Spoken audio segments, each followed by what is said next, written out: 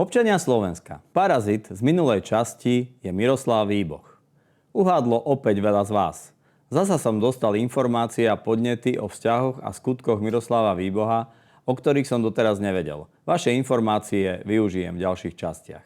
Je Miroslav Výboh parazit? Väčšina ľudí ho nikdy nevidela kandidovať vo voľbách. Nikdy nedostal mandát od občanov. Napriek tomu sa celé 10 ročia pohyboval v tesnej blízkosti najvyšších predstaviteľov štátu, predovšetkým Roberta Fica. A popri tom jeho firmy získavali lukratívne obchody so štátom. Najznámejším príkladom je spoločnosť V-Link, ktorú Miroslav Výboh spoluzakladal a dlhé roky vlastnil. Firma obchodovala najmä s ministerstvom obrany, dodávala vojenské prilby, náhradné diely, technológie pre letiská a služby spojené so stíhačkami MiG-29. Podľa zverejnených údajov získal V-Link iba v rokoch 2007 až 2011 od rezortu obrany zákazky približne za 47 miliónov eur. Výboh tvrdí, že svoj podiel vo firme v roku 2011 predal. Podstatná časť veľkého štátneho biznisu však pochádza ešte z obdobia, keď bol s firmou preukázateľne majetkovo spojený. Jednou zo zákaziek bola dodávka vojenských prilieb za približne 238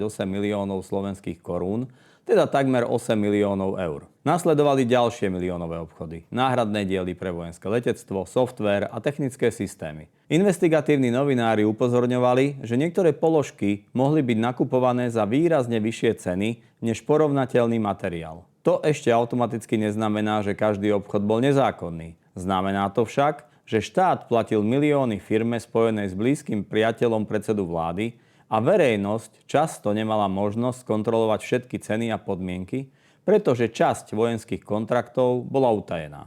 Výbohovo meno sa spájalo aj so spoločnosťou Doprastav. Médiá ho opakovane označovali za možného skrytého vlastníka alebo človeka s významným vplyvom vo firme.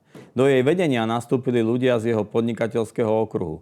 Výboh však vlastníctvo a ovládanie Doprastavu popieral a jeho vlastníctvo nebolo právoplatne dokázané. Faktom zostáva, že Doprastav získal v rokoch 2014 až 2017 prevažne ako člen konzorcií verejné zákazky s celkovou hodnotou až približne 940 miliónov eur.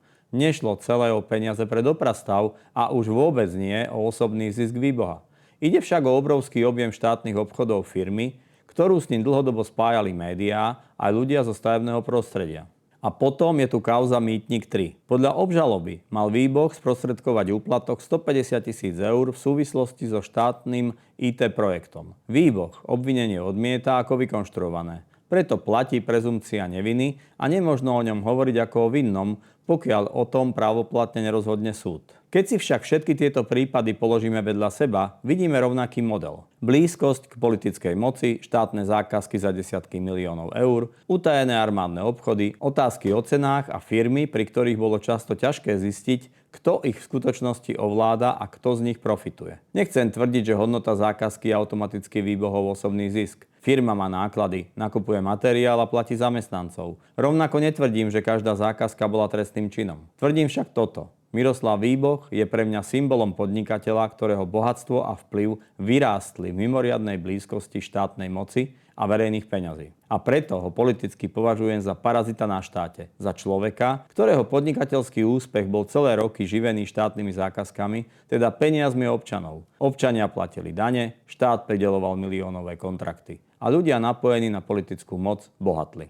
Takýto systém nie je normálny v podnikaní v slobodnej súťaži. Je to systém, v ktorom sa súkromné bohatstvo buduje vďaka prístupu k štátu. A účet za tento systém vždy nakoniec zaplatia občania Slovenskej republiky. Ale slovenskí paraziti majú jednu vlastnosť. Správajú sa ako líška, ktorá nájde dieru do kurína. Takže vie, ako sa tam dostať a vie, že tam vždy nájde korisť, sliepku. Preto sa nebude naháňať za zajacom alebo chytať malé hlodavce, ani nebude skúšať nájsť iný kurín, kde jej hrozí výprask od strážneho psa. Líška si zvykne chodiť do overeného kurína. Vie, že je to vždy bezpečné a vždy získa úlovok. Líška to sú naši oligarchovia, napríklad aj Miroslav Výboh, a kurín je Slovenská republika. Keď si urobíte prehľad o slovenských oligarchoch, veľmi ľahko zistíte, že väčšina z nich zbohatla a stále bohatne iba na tom, že v úvodzovkách podniká na území Slovenska pod ochranou a s pomocou politikov. A tak každý úspech takéhoto oligarchu, parazita, znamená prísun peňazí na jeho účet a stratu a úbytok peňazí samosprávy, regiónu alebo štátneho rozpočtu.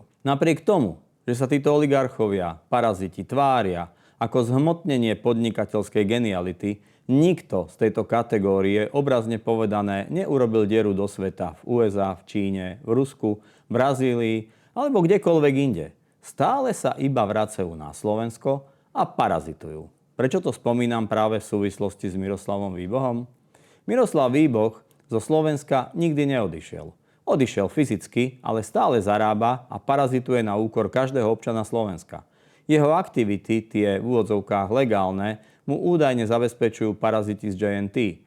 A tie, pololegálne, údajne Norbert Bodor, ďalší náš známy parazit. Ale teraz to už robia sofistikovane. Možno mi neuveríte, ale čas ukáže pravdu. V ostatnej dobe sa začali o Slovenskú republiku zaujímať v úvodzovkách investori zo Spojených arabských emirátov. Všimli ste si to? Chystajú sa minimálne dve veľké investičné akcie. Jedna sa volá Zimný prístav a druhá PPP projekt na obnovu meliorácií, najmä závlah na Slovensku. Obom témam sa budem podrobne venovať a dokážem vám, že to, čo teraz poviem iba ako indíciu, je pravda. Za týmito projektami sú údajne práve Miroslav Výboh a partia z JNT.